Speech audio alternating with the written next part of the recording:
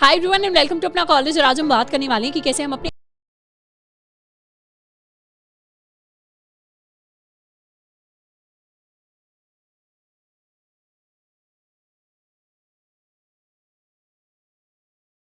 Improve करना चाहते हैं। अब जब भी हम इंग्लिश की बात करते हैं, हम सब ने किसी ना किसी दूसरे व्यक्ति को इंग्लिश के अंदर बात करते हुए सुना होगा और जनरली वो जो बोलते हैं हमें समझ में आ जाता है। अगर हमें कोई बोलता है कि इंग्लिश के अंदर कुछ रीड करो या कुछ लिख कर दिखाओ, वो भी हम कर पाते हैं।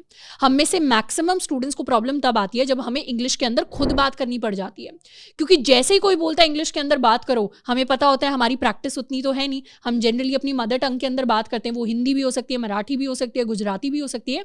तो इंग्लिश के अंदर बात करने से पहले हमें पहले घबराहट फील हो जाती है, हमें पहले ही डर लगना शुरू हो जाता है। हमें डर लगता है कि हम कुछ गलत ना प्रोनाउंस कर दें, हम ग्रामर ना गलत कर दें, या हमारे दिमाग में कई बार होता है कि बोलना क्या है पर उससे रिलेटेड इंग्लिश के वर्ड ही नहीं आते दिमाग के अंदर। और ऐसे में हमें लगता है दूसरा व्यक्ति हमें जज ना कर दे, हमारा मजाक ना उड़ा दे।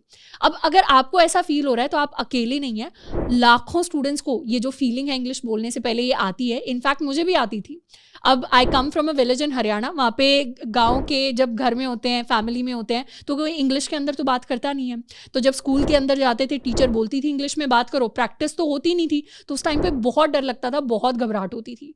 पर आज जब थोड़ा सा इंप्रूवमेंट करने के बाद अब मैं सोचती हूँ उस फेस के बारे में, तो मुझे फील होता है कि 100% हर एक स्टूडेंट के लिए पॉसिबल है अपने कम्युनिकेशन स्किल्स को स्पेशली इंग्लिश के अंदर इंप्रूव कर पाना। अब हम सबको पता है कि इंग्लिश करियर के लिए इंपॉर्टेंट है। अगर हम टेक जॉब्स का भी एग्जाम्पल लें तो जनरली जब हम इंटरव्यू देते हैं एमएनसीज के लिए, वो इंग्लिश के अंदर होते हैं। गूगल जैसी कंपनी के अंदर अगर हम इंटरव्यू देने जाएंगे तो हो सकता है हमारे इंटरव्यूअर यूएस या यूके के अंदर बैठे हो, तो वो हमसे सिर्फ इंग्लिश के अंदर ही बात कर पाएंगे। या ऐसे में अगर इंडिया के अंदर भी कंपनी है तो जनरली हर स्टेट से लोग आ रहे होते हैं, तो उनका common medium of communication English हो जाता है, तो हमें उसके अंदर बात करना जरूरी हो जाता है। या सेल्स के जो जॉब होते हैं उनके अंदर इंग्लिश इंपॉर्टेंट हो जाता है, स्पेसिफिकली अगर हमारे क्लाइंट्स फॉरेन क्लाइंट्स है तो। अब ऐसे में इंग्लिश को इंप्रूव करने से पहले हम काफ़ी स्टेप्स ले सकते हैं, पर उन स्टेप्स को लेने से पहले हमें 3 चीज़ें ज़रूर पता होनी चाहिए। सबसे पहला, इंग्लिश कोई स्टेटस सिंबल नहीं है। किसी की इंग्लिश को जज करके हम बिल्कुल नहीं पता कर सकते कितना लॉजिकली स्ट्रांग है, कितना उस व्यक्ति के अंदर इंटेलिजेंस का फैक्टर है, कितना उनका आईक्यू बढ़िया है। कोई व्यक्ति अगर इंग्लिश बहुत अच्छी बोलते हैं इसका मतलब बिल्कुल नहीं है कि वो इंटेलिजेंट ज़्यादा है हमसे। तो जब भी हम इंग्लिश में बात करने के बारे में सोचे, हमेशा उसको एज अ स्किल की तरह देखना है। एक ऐसी स्किल जो टाइम के साथ इंप्रूव हो सकती है और उसे कोई भी सीख सकता है। तो वो ऐसा नहीं है कि हम कम स्मार्ट है इसीलिए शायद हमें टाइम लग रहा है, वो सिर्फ प्रैक्टिस का खेल है। जितनी ज़्यादा हम प्रैक्टिस करेंगे उतना ज़्यादा हम इंप्रूव होंगे। सेकेंड चीज़ जो हमें ध्यान रखनी है कि हमेशा शुरुआत में जब हम कोई भी स्किल सीखते हैं, हम हमेशा गलतियां करेंगे। जैसे मान लो किसी को अगर ड्राइविंग नई नई सीखनी है, अब ड्राइविंग के बारे में चाहे कितने भी हम ड्राइविंग के रूल्स पढ़ लें, कितने भी वीडियोस देख लें, दूसरे लोगों को देख लें ड्राइव करते हुए, पर एक्चुअल ड्राइविंग तो हम तभी सीख पाएंगे ना जब हम खुद गाड़ी के अंदर बैठेंगे, जब हम खुद ड्राइव करके देखेंगे। और शुरुआत में जब हम ड्राइविंग करेंगे तो हमेशा हमसे मिस्टेक्स होंगी ही होंगी, तभी तो हम एक्चुअली सीख रहे होंगे। तो इसीलिए मिस्टेक से घबराना नहीं है। शुरू में जब हम इंग्लिश की प्रैक्टिस कर रहे होंगे तो उस टाइम पर हमसे भी मिस्टेक्स होंगी, तो उन मिस्टेक्स से डर कर उस चीज़ को छोड़ नहीं देना कि एक दो बार हमने ट्राई किया, हमसे मिस्टेक्स हो गई तो फिर हमने छोड़ ही दिया, हम डीमोटिवेट हो गए। उस तरीके से हमें नहीं चलना, हमें उस चीज़ पर डटे रहना है जब तक वो चीज़ हमसे इंप्रूव नहीं हो जाती। और तीसरी चीज़ ये याद रखनी है कि इंग्लिश स्पीकिंग को इंप्रूव करना कोई सालों का प्रोसेस नहीं है।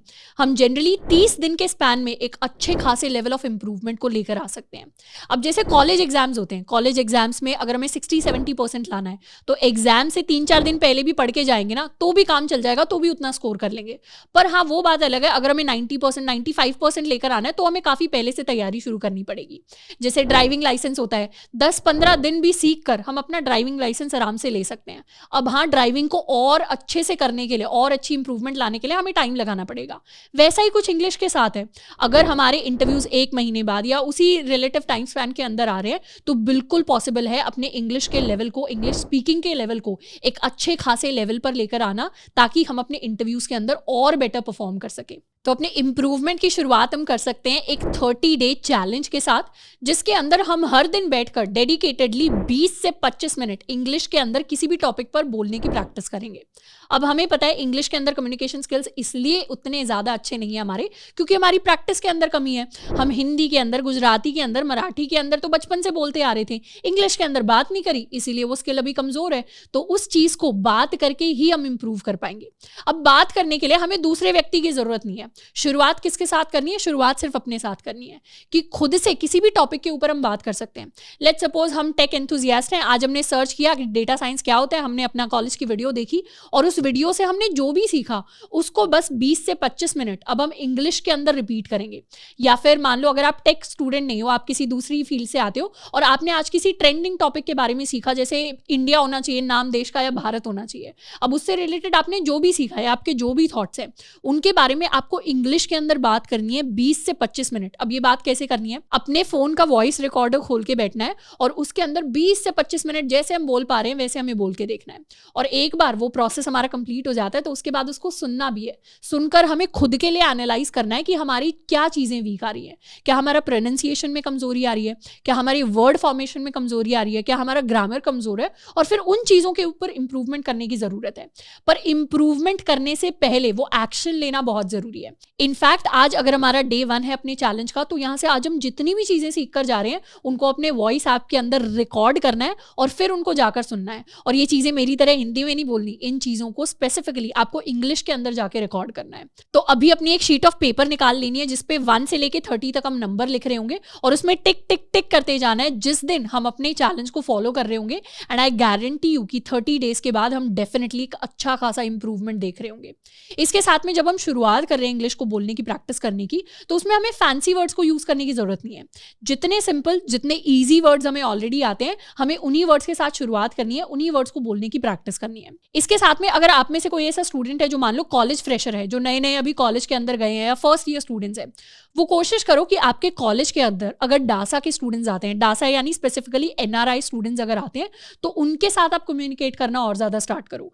मैं अपना पर्सनल एग्जांपल लूं तो मेरे कॉलेज के अंदर एक कुछ स्टूडेंट्स आते थे जो दूसरी कंट्री से आ रहे होते थे, जैसे कोई नेपाल से आ रहा है, कोई नाइजीरिया से आ रहा है। तो जनरली ये जो स्टूडेंट्स हैं ये इंग्लिश के अंदर बात करते हैं, तो इन लोगों से आप बात करोगे ना, वो हिंदी पे शिफ्ट नहीं होंगे आसानी से, तो आपको ही इंग्लिश पे शिफ्ट होना पड़ेगा और इस बहाने से आपकी इंग्लिश बोलने की प्रैक्टिस बढ़ जाएगी। तो अगर इस तरीके का सिनेरियो आपके भी कॉलेज में है तो आप ऐसे स्टूडेंट्स के साथ बात करो, इनके साथ इंटरैक्ट करो, दोस्ती कर लो एंड उसमें आपकी प्रैक्टिस हो जाएगी इंग्लिश को बोलने की। साथ के साथ अगर मान लो हमारे हॉस्टल रूम में हमें थोड़ी प्राइवेसी मिलती है या घर पे थोड़ा सा टाइम मिलता है, तो शीशे के सामने जाकर थोड़ी सी और प्रैक्टिस कर लेनी है।